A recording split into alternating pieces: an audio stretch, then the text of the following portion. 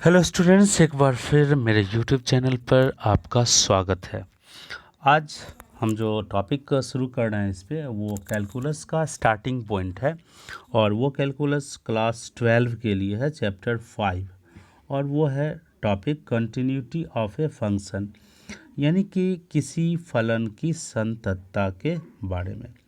देखिए, हम अपने लाइफ में संततता वर्ड भले बोले हों या ना बोले हों, कंटिन्यूटी बोले हों या नहीं बोले हों, लेकिन कुछ वर्ड है जो अक्सर हम बोलते रहते हैं। उसको कहते हैं स्कूल जाने में पंक्चुअल रहते हैं, रेगुलर रहते हैं। तो जो रेगुलर वर्ड है उसी को कैलकुलस में यहाँ पे हम कंटिन्यूटी बोल रहे हैं।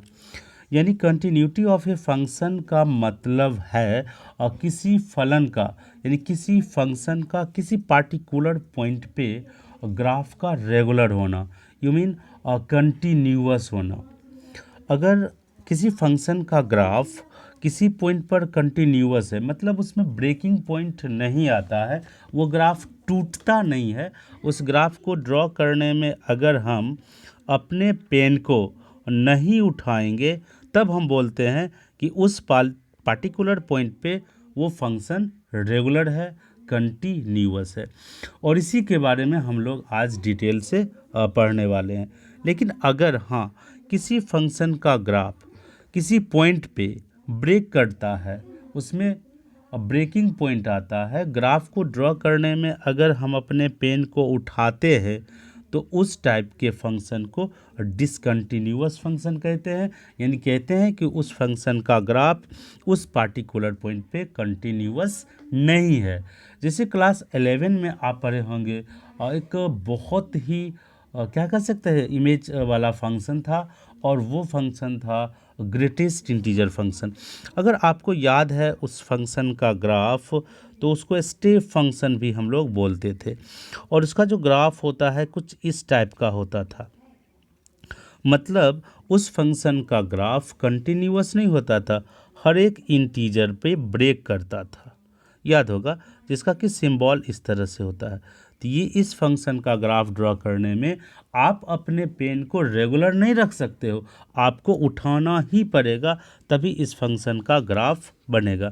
यूँ कहें कि आज का जो टॉपिक है nature of graph of a function, यानी किसी फंक्शन का ग्राफ किस तरह से उसका बिहेवियर होगा, किस तरह से उसका आलेख खींचा जाएगा, उसी के बारे में आपको आज स्टडी करना। ठीक है, तो शुरू करते एक एक करके। इसका जो टॉपिक है क्लास 12 में है, बहुत ही इम्पॉर्टेंट है और यहीं से कैलकुलस का स्टार्टिंग पॉइंट है, कैलकुलस की शुरुआत यहीं से होती है। दूसरी बात, अगर आप इस चैनल पे नए हो तो चैनल को सब्सक्राइब करके बेल आइकन को ज़रूर प्रेस कर देना, क्योंकि इधर से मैं रेगुलर क्लास 12 और 11 के टॉपिक को डिस्कस करते आ रहा हूँ। और जैसा कि आप सबको पता है कि अभी इंडिया कम्प्लीटली लॉकडाउन में है, और इस तरह से स्टूडेंट कोई बाहर जा नहीं पाता है, घर पे रहना है तो ही हम लोग सुरक्षित रहेंगे। और हमारी पढ़ाई सुरक्षित तभी रहेगी जब हम लोग घर पे रह कर के पढ़ाई करते रहेंगे। और उसी में मेरा ये प्रयास है कि किसी का टाइम वेस्ट ना हो, तो घर पे रह कर के भी पार्टिकुलर टॉपिक को सीखा जा सकता है। तो आप इस चैनल के वीडियो सेक्शन में जा कर के आप अपने आवश्यकता अनुसार वीडियोज़ को देख कर के आप लाभ ले सकते हैं, इससे फ़ायदा उठा सकते हैं। चलिए आज की टॉपिक की शुरुआत करते हैं। तो जो टॉपिक है कंटिन्यूटी ऑफ ए फंक्शन, जो कि आपको दिख रहा है, मैंने लिख भी दिया है, क्योंकि अगर आप सुन रहे हैं तो देख भी रहे हैं। तो कंटिन्यूटी ऑफ ए फंक्शन, और कंटिन्यूटी ऑफ ए फंक्शन यानी हिंदी में बोलें तो फलन की संततता। यानी हम जानना चाहेंगे इसमें कि फलन का ग्राफ यानी फलन कंटिन्यूअस है, सतत है या सतत नहीं है। तो उसमें सबसे पहला जो है पॉइंट, वो पॉइंट है continuity of a function at a point. At a point यानी किसी पॉइंट पर किसी फंक्शन का ग्राफ कैसा होगा, या तो ब्रेक करेगा या ब्रेक नहीं करेगा। तो उसके बारे में हम लोग यहाँ स्टडी कर रहे हैं। तो आप जान लो कि कंटिन्यूटी ऑफ ए पॉइंट यानी कि किसी बिंदु पर फलन की संततता यानी कंटिन्यूटी क्या चीज़ है। तो आप जान लो कि कोई फलन x = a पर सतत कहलाता है, यानी कि कंटिन्यूअस कहलाता। A function F X is said to be continuous at a point X is equal to A if अब यहाँ पे कंडीशन देखिए, if limit X tends to A minus F X is equal to limit X tends to A plus F X is equal to F of A. तो देखिए ये तो maths का language है, मैं इसको सरल भाषा में इजी लैंग्वेज में बता दूं कि उस फंक्शन का limiting value left hand limit, right hand limit और उस पार्टिकुलर पॉइंट पे वैल्यू, अगर तीनों वैल्यूज इक्वल आता है तभी हम उस फंक्शन को कंटिन्यूअस फंक्शन कहेंगे। सबसे पहले एक सिंबल का मतलब मैं बता दूं कि x tends to a minus, इसका मीनिंग है कि x की टेंडेंसी a पर पहुंचने की है, लेकिन हमेशा x का वैल्यू a से कम रहेगा। जैसे अगर हम ये लिखते हैं x tends to 1 minus, it means x 0.99 या फिर 0.999 हो सकता है। इसी चीज़ को कहते हैं कि x टेंड्स टू 1 माइनस है, मीन्स x की टेंडेंसी हमेशा 1 पे जाने की होगी, लेकिन जो भी वैल्यूज होगा, जो भी उसका मान होगा, वो हमेशा 1 से कम रहेगा, 1 से लेस रहेगा। तो उसको मैं बोलता हूँ x टेंड्स टू 1 माइनस। लेकिन जब अगर हम बोलेंगे x टेंड्स टू 1 प्लस, इसका मतलब होगा 1.01 या फिर 1.001, यानी जो भी वैल्यू होगा 1 से थोड़ा ग्रेटर ही होगा, लेकिन उसकी टेंडेंसी 1 पे जाने की होगी। तो उसको हम बोलते हैं x टेंड्स टू 1 प्लस। और ये आप क्लास 11 के लिमिट चैप्टर में भली भांति पढ़ चुके होंगे, लेकिन उसके कुछ दिन बीत गए, इसलिए मैंने आपको इस बात का रिवाइज करवा दिया।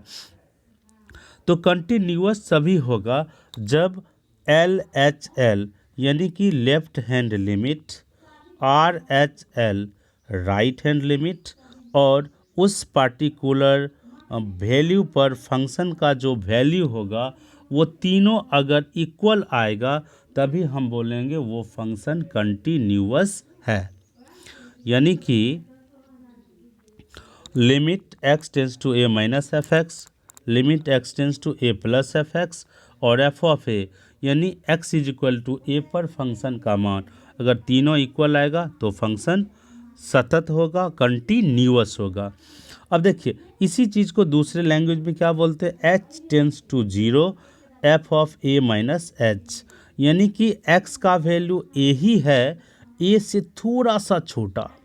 और यहाँ पे देखिए x के जगह पे मैंने क्या पुट किया, a प्लस h, यानी x का वैल्यू a से स्लाइटली ग्रेटर है। और स्लाइटली ग्रेटर इस बात के लिए है क्योंकि मैंने कहा h टेंड्स टू 0, यानी h करीब करीब 0 है, यानी कि ये है a से थोड़ा सा पहले पर वैल्यू, और ये है फंक्शन का वैल्यू a से जस्ट बाद, और ये है a पर फंक्शन का वैल्यू। ये तीनों का तीनों वैल्यूज अगर एक जैसा होगा, इक्वल आएगा, तभी फंक्शन कंटिन्यूअस होगा। यानी कि LHL is equal to RHL is equal to F of a होगा, तब वो फंक्शन कंटिन्यूअस होगा। यानी left hand limit, right hand limit और एफ ऑफ a अगर इक्वल है तब वो फंक्शन कंटिन्यूअस होगा, यानी वो फंक्शन सतत होगा, संतत होगा। समझ में आ गई होगी बात। यानी ये कैलकुलस की बात है, सिर्फ और सिर्फ फंक्शन के नेचर के बारे में बता रहा है, और वो हम लोग चेक कर रहे हैं x is equal to a पर। यानी x का वैल्यू a का मतलब 1 हो सकता है, 1/2 हो सकता है, कोई भी फाइनाइट वैल्यू हो सकता है। उसी पर हम फंक्शन के नेचर के बारे में यहाँ पे डिस्कस कर रहे हैं। यानी कि अगर हाफ पे चेक करना है तो हाफ से थोड़ा सा हम लेफ़्ट रहेंगे, हाफ से थोड़ा सा राइट रहेंगे, और हाफ पर भी चेक करेंगे। अगर ये तीनों चीज़ इक्वल आएगा तो हम बोलेंगे वो फलन क्या है, सतत है, कंटिन्यूअस है। Just see the example. एक हमने फंक्शन लिया है, ध्यान से देखिए, f of x is equal to क्या है, 2 है, और ये जो नोटेशन है, ये जो संकेत है, उसका मतलब होता है फॉर ऑल, यानी सभी के लिए, फॉर ऑल यानी सभी के लिए। तो एफ एक्स का जो वैल्यू है वो 2 है, उस सारे x के लिए जो 1 या उससे हमेशा कम है। लेकिन f(x) का वैल्यू 4 है उस सारे x के लिए जो वैल्यू 1 से हमेशा ज़्यादा है।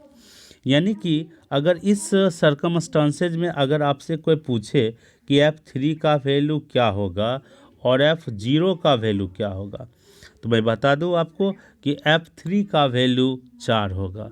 कहिएगा कैसे? तो यहाँ फंक्शन जो दिया हुआ है f(x) का वैल्यू हमेशा 4 है अगर x का वैल्यू 1 से ज़्यादा है। तो यहाँ पे x का वैल्यू 1 से ज़्यादा यानी 3 है, तो f(3) कितना होगा? 4 होगा, 4 होगा। लेकिन f(0) अगर पूछा जाएगा तो f(0) हम 2 बोलेंगे। क्यों? क्योंकि फंक्शन दिया हुआ है f(x) का वैल्यू हमेशा 2 है उस सारे x के लिए जो x 1 या उससे कम है। यानी ये फंक्शन 1 या उससे कम के लिए 2 पे अटका हुआ है, लेकिन यही फंक्शन x का वैल्यू अगर 1 से ज़्यादा है तो उसके लिए 4 पे अटका हुआ है। तो फंक्शन के नेचर के बारे में आपने समझ लिया। अगर अब इसको ग्राफ के रूप में लिखें, ड्रॉ करें, ध्यान से देखिए, ये फंक्शन हमेशा 2 पे है। कब? जब x का वैल्यू 1 या उससे कम है। यानी इसका जो ग्राफ है x एक्सिस के पैरेलल है और हमेशा 2 ही बता रहा है। चाहे x का वैल्यू कुछ भी ले, बशर्ते 1 से कम लेना है। हमेशा क्या बता रहा है? 2 बता रहा है। 2 से ज़्यादा कभी नहीं हो रहा है। लेकिन जस्ट 1 के आफ्टर, यानी अगर x का वैल्यू 1 से ग्रेटर होता है, ज़्यादा होता है, मोर होता है, तो इस ग्राफ का वैल्यू 4 हो जाता है। आप देख लीजिए यहाँ पे अगर 4 कहते हैं तो इसका ग्राफ किस पर है? 4 पे। अब ध्यान से देखिए कि 1 पर इस फंक्शन का ग्राफ टूटा हुआ है या नहीं टूटा हुआ। यानी जैसे मैंने इसको यहाँ पे ग्राफ किया, पेन को उठाना पड़ा तब यहाँ आएंगे, तो बीच में क्या है? ब्रेकिंग पॉइंट है। यानी ग्राफ ये क्लियर कर रहा है कि ये फंक्शन जो है वो डिसकंटिन्यूअस है। कहाँ पे? x = 1 पे।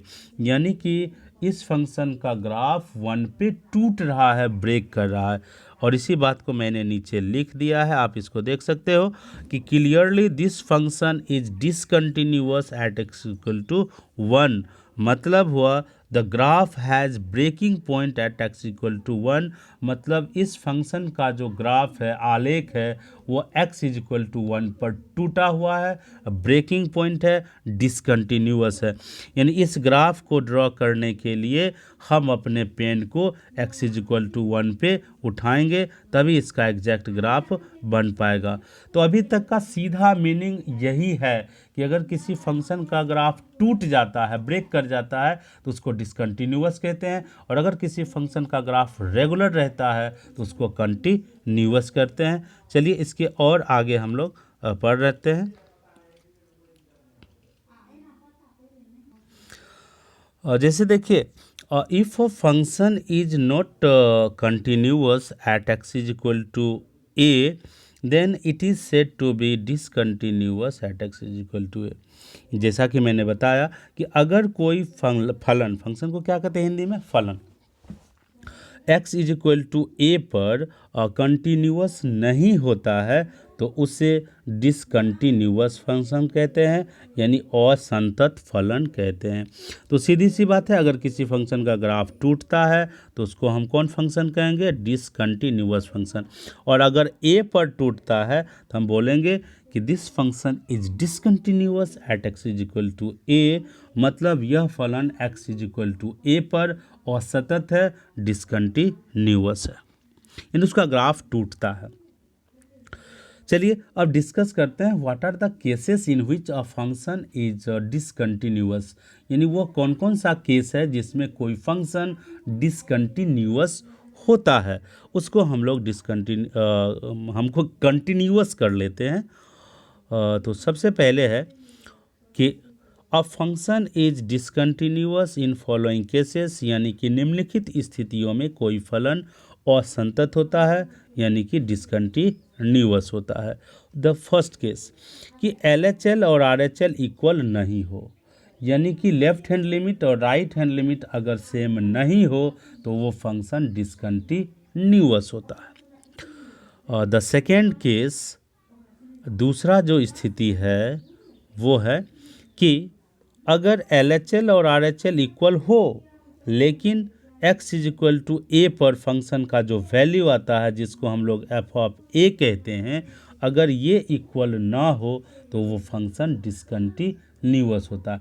इसके हम एक एक करके एग्जांपल देंगे। ये कंडीशन है कि LHL और RHL आपका इक्वल होगा, left hand limit right hand limit दोनों इक्वल आएगा, लेकिन ये दोनों f ऑफ a के इक्वल अगर नहीं होता है तो ये फंक्शन डिसकंटिन्यूअस होता है।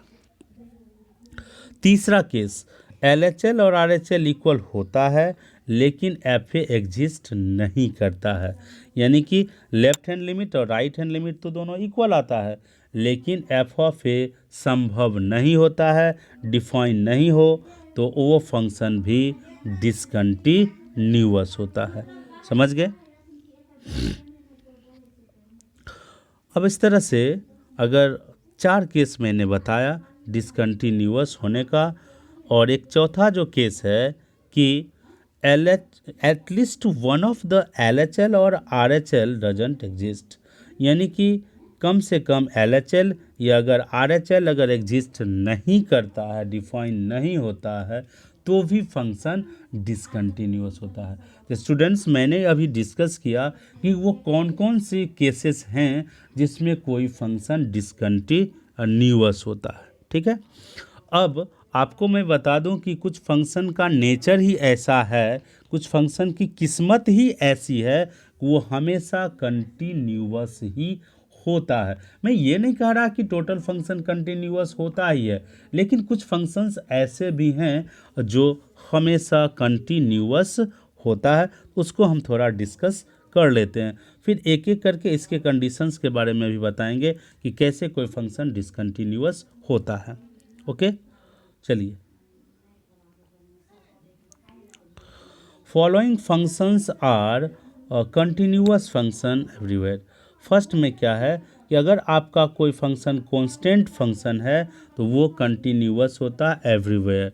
दैट इज, अगर कोई अचर फलन है तो वो हमेशा हमेशा कंटिन्यूअस होता है, उसका ग्राफ कहीं ब्रेक नहीं करता है।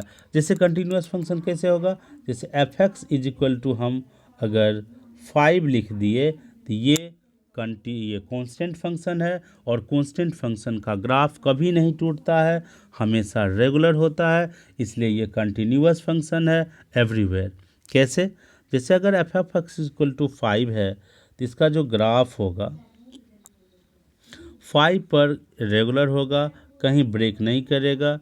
यहाँ पे होगा पॉइंट जो होगा, इस पॉइंट का वैल्यू होगा x0 और y5, यानी कि जहाँ भी जाएंगे इसका वैल्यू हमेशा 5 आएगा, क्योंकि ये कांस्टेंट फंक्शन है, x के बदलने से ये नहीं बदलता है। So the graph of constant function is continuous everywhere. That means you can say constant function is continuous everywhere, यानी जो अचर फलन होता है वो हमेशा सतत होता है। दूसरा है कि अगर पॉलिनोमियल फंक्शन है तो वो भी कंटिन्यूअस एवरीवेयर होता है। पॉलिनोमियल यानी बहुपद फलन, तो जो बहुपद फलन होता है वो हमेशा कंटिन्यूअस होता है। जैसे अगर आप जानते हो कि ये अगर f(x) is equal to x³ plus 2x plus 1 है, तो यह एक पॉलिनोमियल फंक्शन है, और इसका ग्राफ जैसा भी होगा, मैं नहीं कहता कि ग्राफ कैसा होगा, लेकिन जैसा भी ग्राफ होगा वो रेगुलर होगा, कंटिन्यूअस होगा, उसका ग्राफ कहीं ब्रेक नहीं करेगा। तो पॉलिनोमियल फंक्शन हमेशा कंटिन्यूअस होगा। चलते हैं कुछ और फंक्शन के बारे में, जैसे साइन एक्स यानी साइन का फंक्शन, कॉस एक्स कोसाइन का फंक्शन, मॉड ऑफ एक्स यानी कि मापांक फलन, e⁻x are continuous function everywhere. यानी ये सब जो फंक्शन है वो हमेशा कंटिन्यूअस फंक्शन होता है। जैसे अगर आपको याद है तो ठीक बात है, नहीं तो मैं थोड़ा सा बता दूं संक्षेप में। जैसे साइन एक्स का ग्राफ अगर याद होगा आपका, तो साइन एक्स का जो ग्राफ होता है, ठीक है, वो इस तरह से रेगुलर होता है, इस तरह से कभी ब्रेक नहीं करता है, तो ये साइन एक्स का ग्राफ है, इसलिए मैंने लिखा कि sine x is continuous everywhere. रही बात कॉस एक्स की, तो कॉस एक्स अगर आप को याद होगा तो कॉस एक्स का जो ग्राफ होता है इस तरह से होता है, ठीक, ये मिडिल में आता है इस तरह से, इसका भी ग्राफ कहीं टूटता नहीं है। मॉड ऑफ एक्स का जहाँ तक बात है, मॉड ऑफ एक्स का जो ग्राफ होगा वी शेप का होता है, इसका भी ग्राफ कहीं टूटता नहीं है, इसलिए ये हमेशा कंटिन्यूअस फंक्शन होता है। ई टू द पावर एक्स, तो ई टू द पावर एक्स का जो ग्राफ होता है वो कुछ इस टाइप का होता है, इसका भी ग्राफ कभी टूटता नहीं है, तो ये कंटिन्यूअस फंक्शन होता है। कुछ और फंक्शंस होता है जो कंटिन्यूअस फंक्शन होता है, उसको भी हम लोग देख लेते हैं अभी। और फिर जैसे देखिए 10x cot x sec x cosec x log x, ये भी कंटिन्यूअस फंक्शन होता है, बट थोड़ा सा इसमें डिमेरिट है कि ये अपने डोमेन का मतलब है जहाँ ये डिफाइंड होता है वहाँ पे कंटिन्यूअस होता है। जैसे 10x 90 पे डिफाइन नहीं होता है, तो उस सब को छोड़ करके जो भी उसका डोमेन है कॉट का, वो पाई पे डिफाइन नहीं होता है, एन पाई पे डिफाइन नहीं होता है, सेक एक्स जो है वो पाई/2 पे डिफाइन नहीं होता है। तो जहाँ ये परिभाषित होता है वहाँ पर इसका ग्राफ टूटता नहीं है, कंटिन्यूअस होता है। लेकिन ये है ग्रेटेस्ट इंटीजर फंक्शन, महत्तम पूर्णांक फलन। तो महत्तम पूर्णांक फलन, जैसा कि जस्ट शुरू में ही बिगिनिंग में ही हम आपको इसका ग्राफ बताए थे, तो ये इंटीग्रल वैल्यूज के लिए डिसकंटिन्यूअस होता है, इसका ग्राफ टूट जाता है।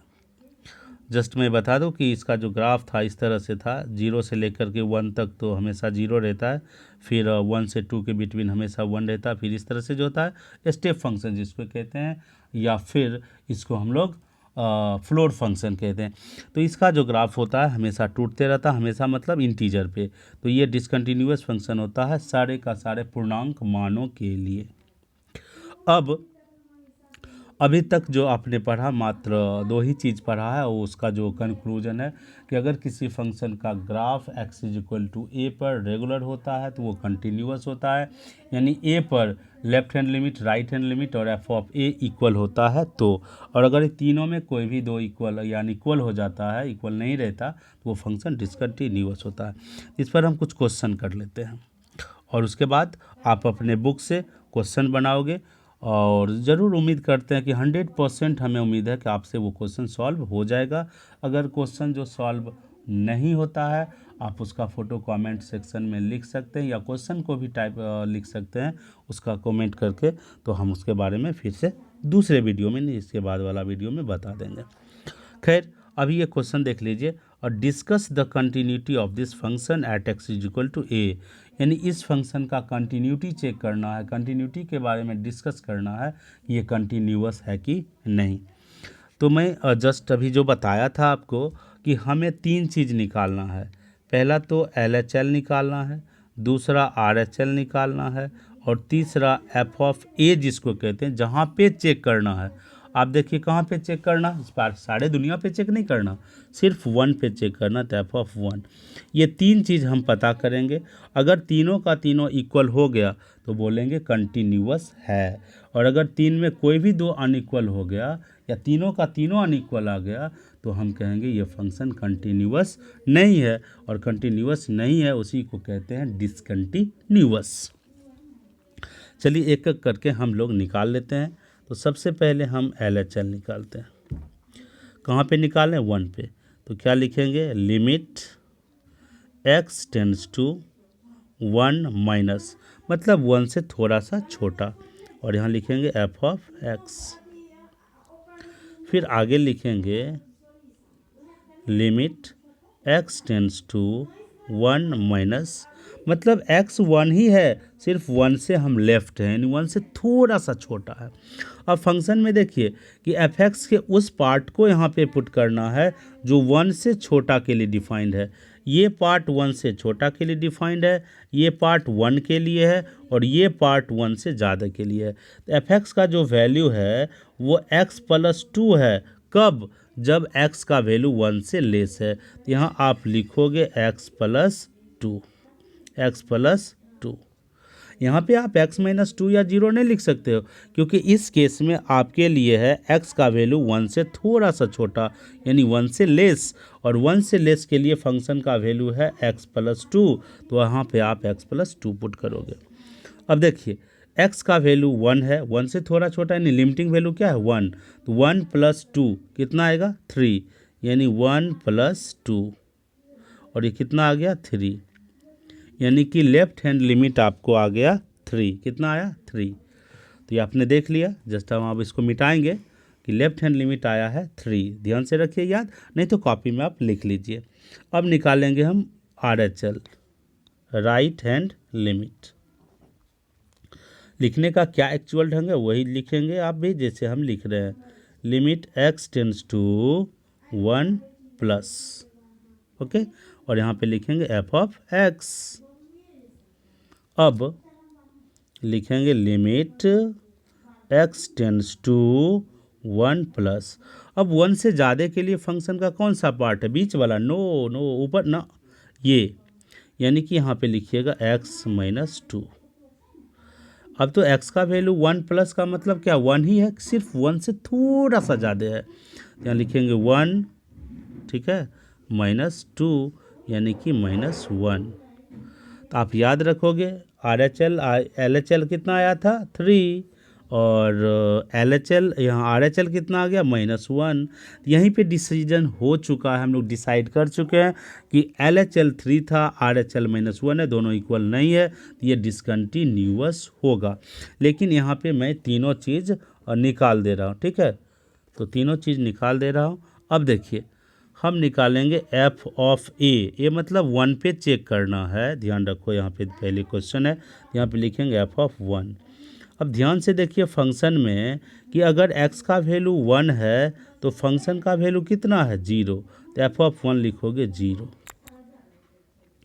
अब यहाँ लिखेंगे कि सिंस, यानी चूँकि LHL not equal to RHL और नॉट इक्वल टू f(1), ये लास्ट वाला नहीं भी लिखोगे तो चलेगा, क्योंकि मैंने पहले ही कह लिया कि LHL RHL ही इक्वल नहीं है, तो उसी समय हम लोग डिसाइड कर सकते थे, लिख सकते थे कि फंक्शन डिसकंटिन्यूअस है। ये लिखेंगे चूँकि LHL not equal to RHL not equal to f(1), so यानी इसलिए f(x) is discontinuous at x = 1। अगर हिंदी में लिखना होगा तो लिखेंगे कि इसलिए फलन x = 1 पर असंतत है। बस यही लिख देना है, आपको 2 नंबर मिल जाएंगे, क्योंकि एग्जामिनेशन पॉइंट ऑफ व्यू से मैं बता दूं ये क्वेश्चन 2 नंबर के लिए आता है, चाहे वो बिहार बोर्ड हो या फिर CBSE बोर्ड हो। फ़र्क सिर्फ इतना रहता है कि जो बच्चे हिंदी मीडियम के हैं वो लिखेंगे फलन x = 1 पर असंतत है, और जो इंग्लिश मीडियम के हैं लिखेंगे this function is discontinuous at x = 1। चलिए और कोई दूसरा एग्जाम्पल हम लोग देखते हैं, दूसरा एग्जाम्पल लेते हैं। ओके, हमने लिखा है कि discuss the continuity of this function at x = 0। इस फंक्शन की कंटिन्यूटी हम लोग 0 पे चेक करेंगे, हम लोग सीखेंगे कि 0 पर ये कंटिन्यूअस है या नहीं। ओके, तो वही जस्ट हम LHL निकाल लेंगे पहले, फिर RHL निकालेंगे, देखेंगे कि सेम आता है या नहीं। तो चलिए सबसे पहले LHL निकालते हैं। LHL क्या लिखेंगे, लिमिट x टेंड्स टू, हम लोग 0 पे चेक कर रहे हैं तो 0 माइनस लिखेंगे, मतलब 0 से थोड़ा सा छोटा, और यहाँ लिखेंगे f(x), ठीक। फिर लिखेंगे limit x tends to 0 minus, देखिए एक ही फंक्शन है यहाँ पे, f(x) = है mod of x by x जब x 0 नहीं हो, लेकिन फंक्शन का वैल्यू है 0 जब x का वैल्यू है 0। फंक्शन जो दिया हुआ है उसको थोड़ा सा आप थिंकिंग ज़रूर कर लीजिए, सोच लीजिए क्या है फंक्शन।